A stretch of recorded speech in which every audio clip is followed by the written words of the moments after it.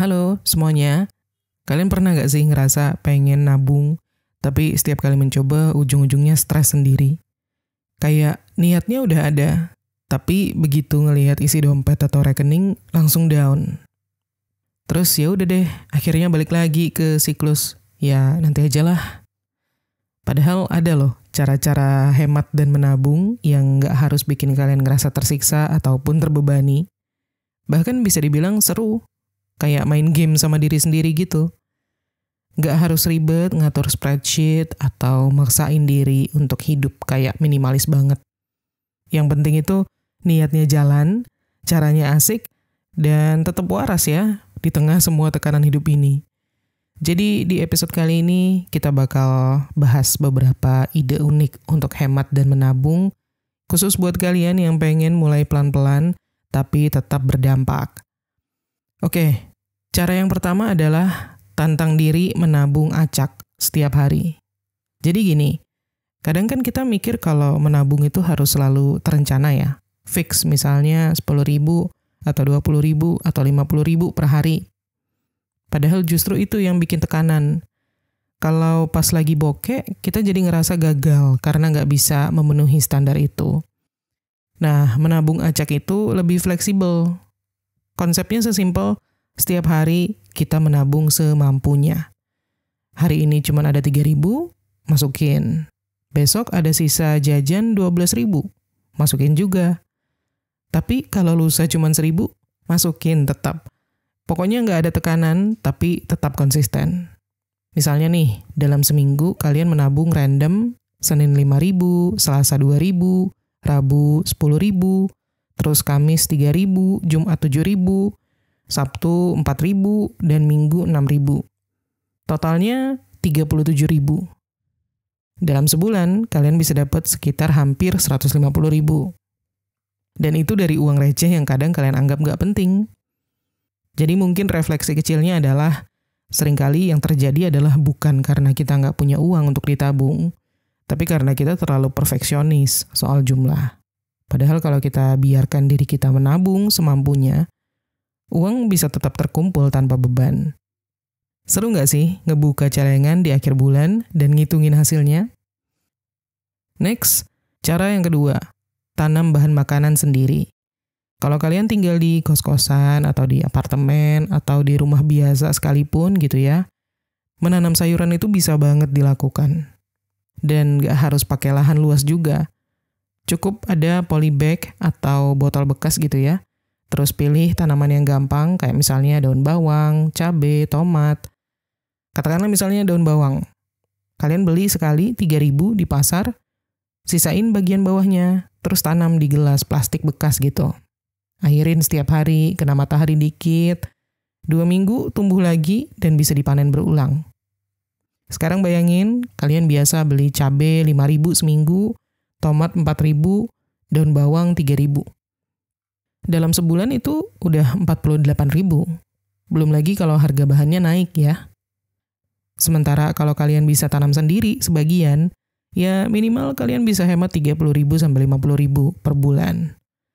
Dan bukan cuma soal hemat. Ada rasa puas gitu loh, lihat tanaman sendiri tumbuh, terus dipakai masak.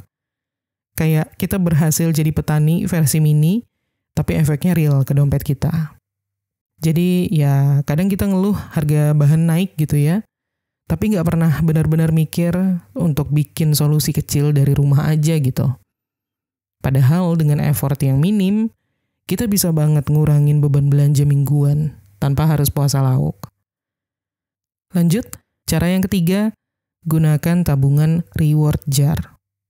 Nah, ini cara menabung yang unik karena bisa ngasih kita dopamin kecil-kecilan.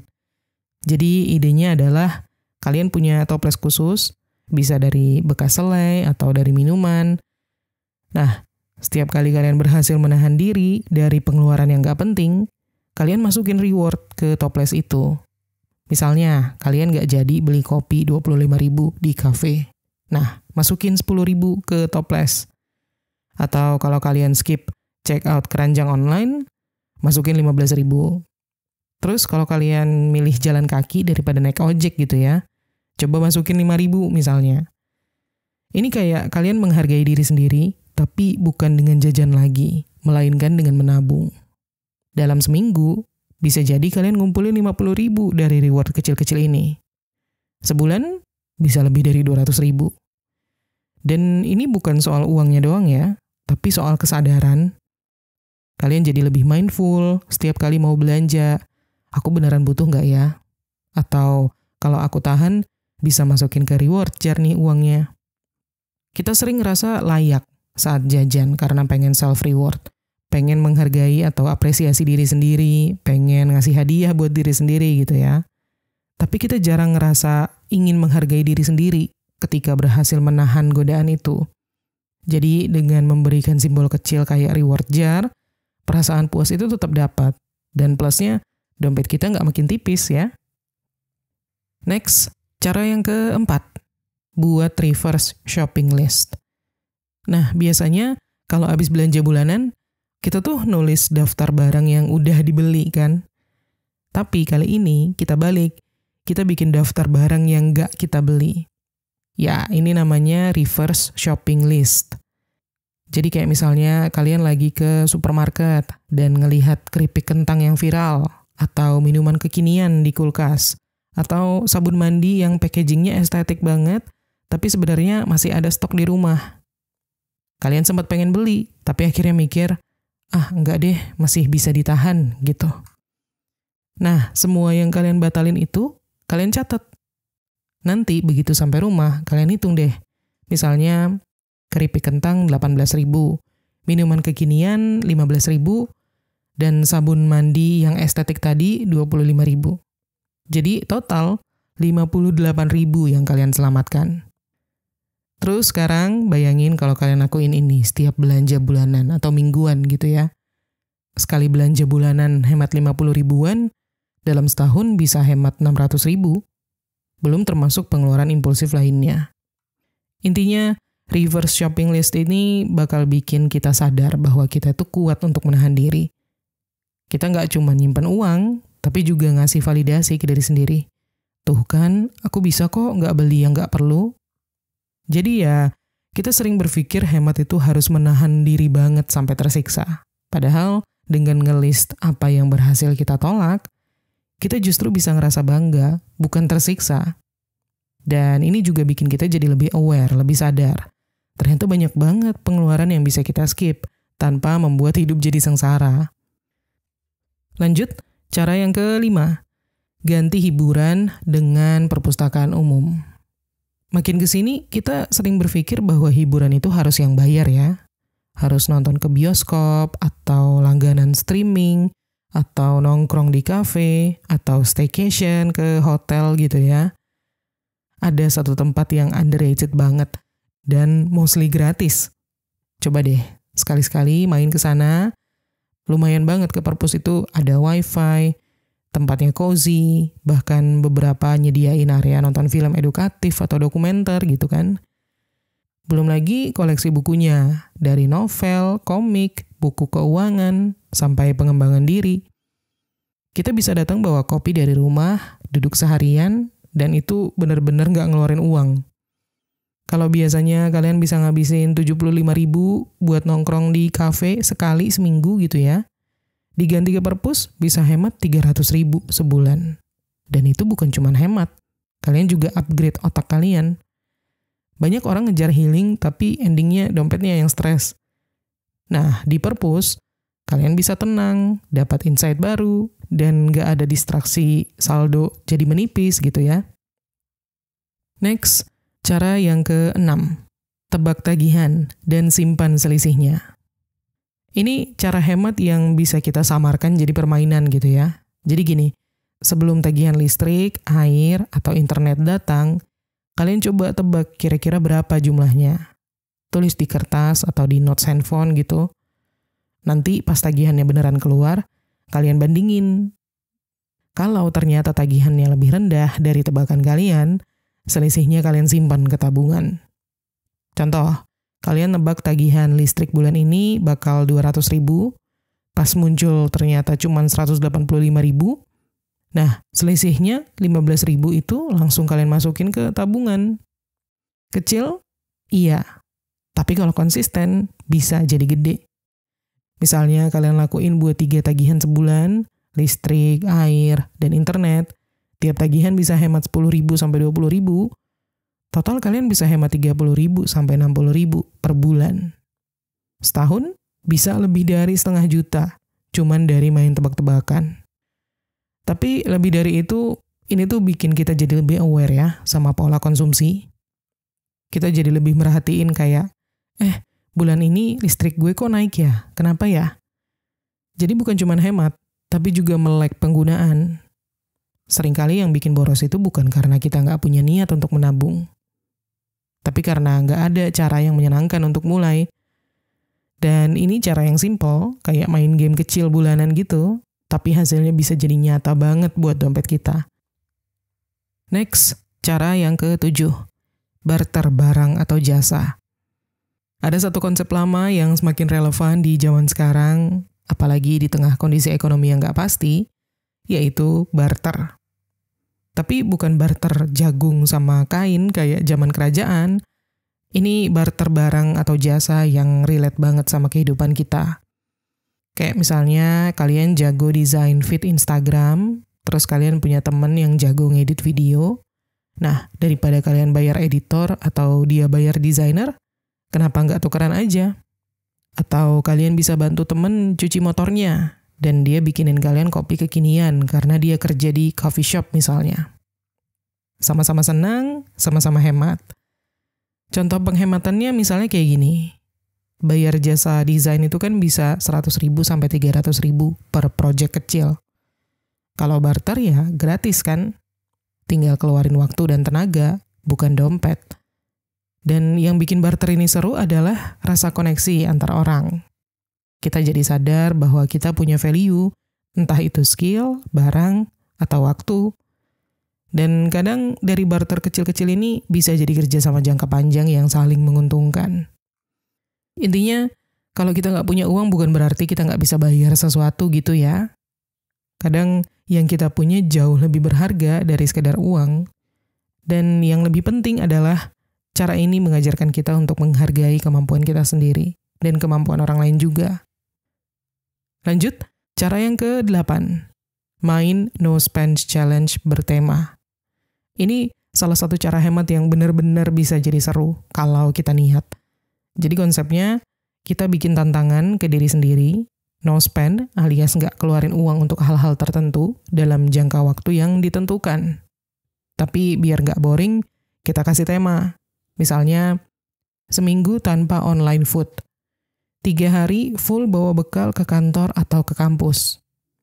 Setahun cuman belanja baju second atau pre-loved. Atau kayak weekend hemat, hiburan cuman yang gratisan. Nah, bisa juga ajak teman-teman supaya tantangan ini makin fun gitu ya. Dan kasih hukuman lucu kalau gagal, kayak push up 20 kali, atau nyanyi di IG story misalnya. Katakanlah misalnya kalian biasa jajan online 3 kali seminggu, itu ngabisin 25.000 setiap kali jajan, jadi total 75.000 gitu ya. Seminggu habis untuk jajan online. Dalam sebulan bisa 300.000. Nah, kalau kalian berhasil challenge ini seminggu, kalian udah hemat 75.000 dan kalikan dalam 3 bulan, 900.000. Intinya, kadang kita baru sadar kita tuh borosnya seberapa pas udah berhenti gitu ya. Nah, tantangan yang kayak gini bikin kita melihat seberapa sering kita jajan impulsif. Dan yang paling penting, kita jadi ngerasain kontrol.